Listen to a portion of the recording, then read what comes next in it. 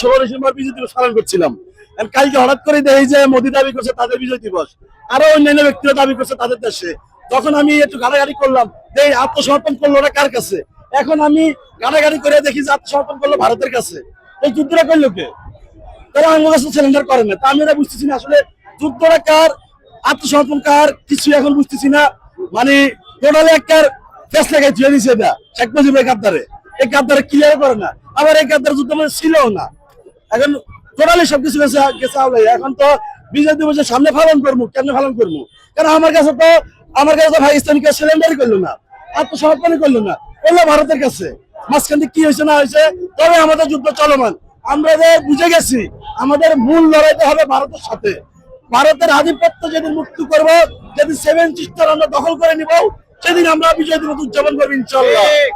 সেদিন আমাদের বিজয়।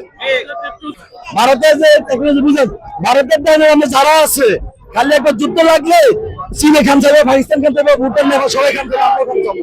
ভারত আমলাকে পারবো না, ভারতের হেঁটেন না। ভারত খায় এলো গরুর গোমূত্র, আমরা খাই গরুর গোস্ত। গরুর গোস্ত পাওয়ার বেশি না গরুর মূত্র পাওয়ার বেশি?